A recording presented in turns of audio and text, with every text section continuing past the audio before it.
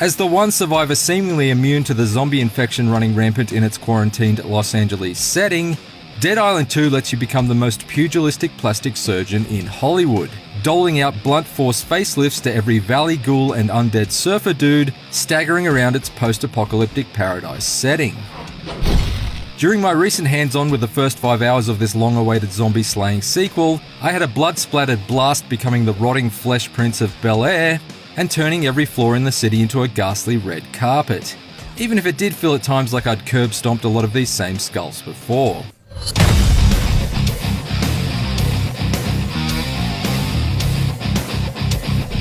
After surviving a plane crash in its opening moments during an aborted attempt to escape the city, Dead Island 2 sent me on a search for fellow survivors from Bel Air to Beverly Hills. The Los Angeles setting is not one big open world. Instead, it's 10 districts stitched together by loading screens, and despite the presence of countless abandoned vehicles, you're forced to remain carbon neutral by roaming around entirely on foot, at a speed that feels somewhat listless in the wake of Dying Light 2's high-speed wall runnings. Still, each section of the city I've seen so far is sizable and encourages exploration and return visits, with interesting side missions to discover, Hello? Don't run away! and overpowered super zombies to encounter that will slaughter you with a single hit if your character isn't at a high enough level. Speaking of which, Dead Island 2 allows you to choose from 6 different slayers, each with their own base strengths and weaknesses. Amy is agile and athletic, able to regain stamina with each weapon throw and gains a damage boost when attacking isolated zombies, while Stuntman Jacob has more health and his attacks grow more powerful when landed in quick succession. For my playthrough, I opted for Ryan, the more tank-like member of Dead Island 2's playable cast, who regains health every time he knocks a zombie to the ground. Ryan is described as an exotic dancer and is dressed like a fireman on his way to a bachelorette party, but the closest he gets to a stripper's pole is the steel pole he uses to strip the arms and legs off his undead assailants.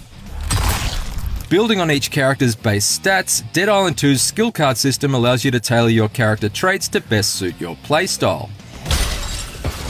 It's a refreshingly streamlined approach that contrasts with some of the more convoluted skill trees found in other modern action adventures, allowing you to choose between basic abilities like blocks and dodges, and then layering on cards to further enhance them.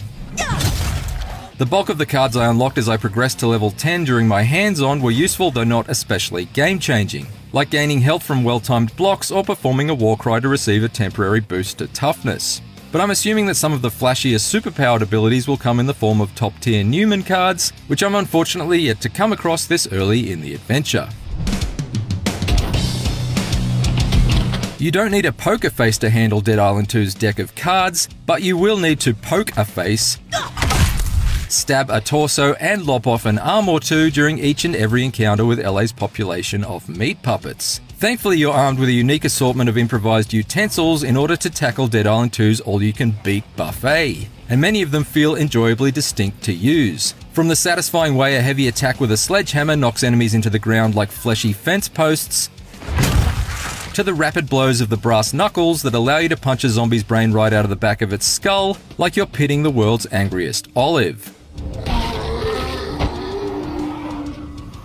Most of them can be upgraded with various mods and perks, like souping up the set of Wolverine-style claws with electricity to bring some extra shock to the ore, or covering a baseball bat with nails so it inflicts persistent bleeding damage with every swing. There's some strategy to weapon choice too. A fire-augmented hammer is less effective against a zombie that's already in flames, for example, so it's good to load up with a set of smacking and slashing tools to suit all occasions.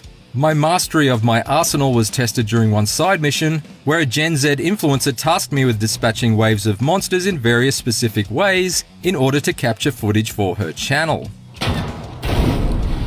By the end of it, I'd bludgeoned, bisected, and barbecued enough undead assailants to fill her Twitch stream with a steady stream of twitching bodies, and had plenty of laughs while I was at it.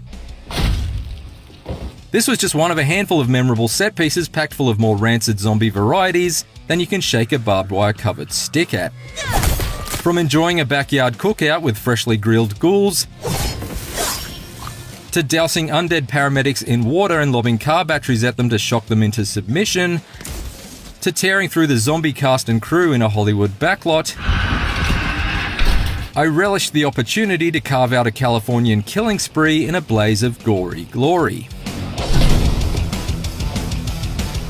Despite these hysterical highs, there are early signs here that the decaying flesh hanging off its shuffling citizens might not be the only thing that could grow stale in Dead Island 2.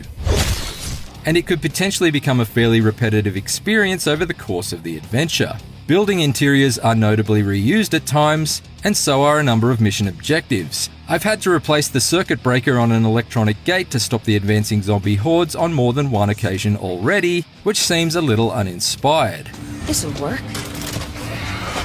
In spite of the extensive weapon augmentation and skill buffs, combat in Dead Island 2's opening hours too often boils down to just clumsily caving in zombies' skulls with a bunch of blunt instruments. And once the horrifying thrill of the gore has worn off, grinding through these garden variety ghouls does tend to feel about as challenging as bashing a piñata without a blindfold on.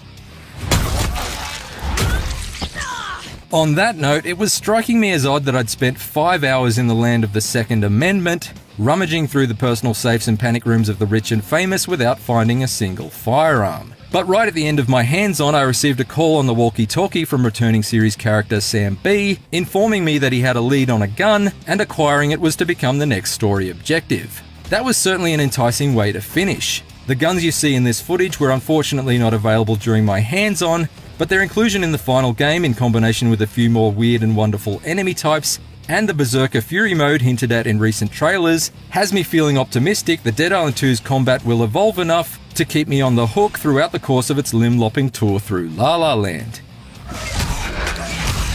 There's certainly a strong foundation for flesh-flaying fun here, so here's hoping that after a 9-year wait for Dead Island 2 to come out, it ultimately proves to be beyond a mere shuffle step forward for the series, and more like a pulse-quickening lunge for your jugular. For more IGN previews, check out our hands-on with crime boss Rock A City and Final Fantasy XVI, and for everything else, stick with IGN.